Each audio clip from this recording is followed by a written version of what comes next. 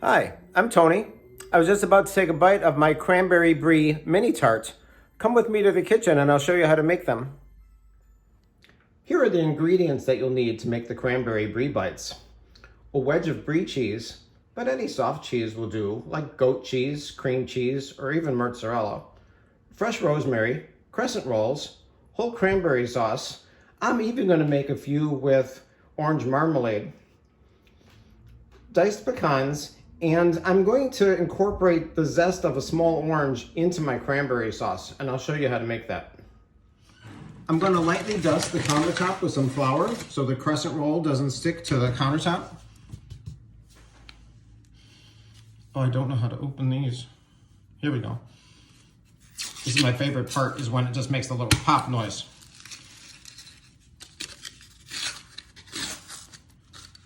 Now this one is perforated for crescent rolls, but they also make it where it's a flat sheet where you don't have to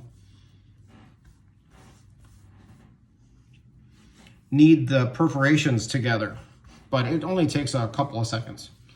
So now that it's all laid out on the countertop, you see the perforations. I'm just gonna knead it with my fingers just so it forms one solid piece.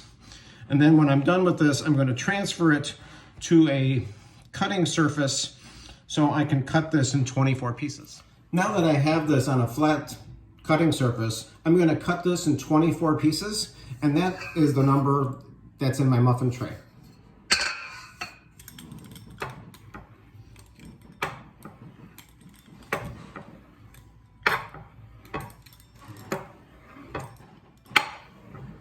Don't forget to spray your pan so your crescent rolls don't stick.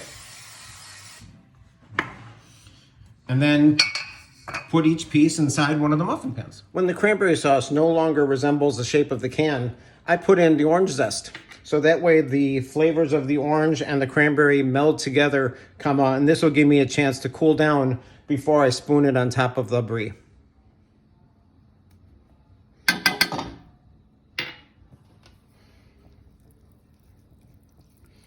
And I'll let this simmer for about 2 or 3 minutes. I don't have a zester, so I use a fine grater, which kind of works, but you want to cook it down a little bit so the zest gets a little soft. Oh my God, it smells really good already. I cut the brie in half first, so that way it's not so tall and that it spills all over the place. You're going to yield more than 24 pieces out of this, but you just cut like half-inch cubes and then just stick it inside your dough. Now that you see that each tart has a small piece of cheese in it, I'm going to fill about 3/4 of them with the cranberry sauce and the other with the orange marmalade. I always loved the orange marmalade. It was something that my mom always had in the refrigerator, so every time I eat it, I think of her. And I just put a spoonful like this in each one. Again, you don't want to have it overflow. You can use pecans or any other type of nut, almonds, walnuts, but pecans give it a nice seasonal flavor. And you don't have to put that many. Just put a little bit on each one like that, and that should be plenty.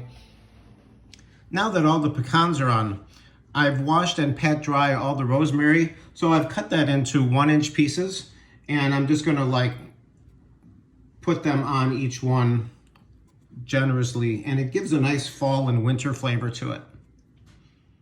Now that all the rosemary is on, now it's just time to put it in the preheated oven that's already set at 375 degrees. If you like your tarts on the savory side, something that you can add is a little bit of balsamic vinegar. So I'll just drizzle some on a few, and it just gives it a different taste. So it's just not as sweet, and it's just really good.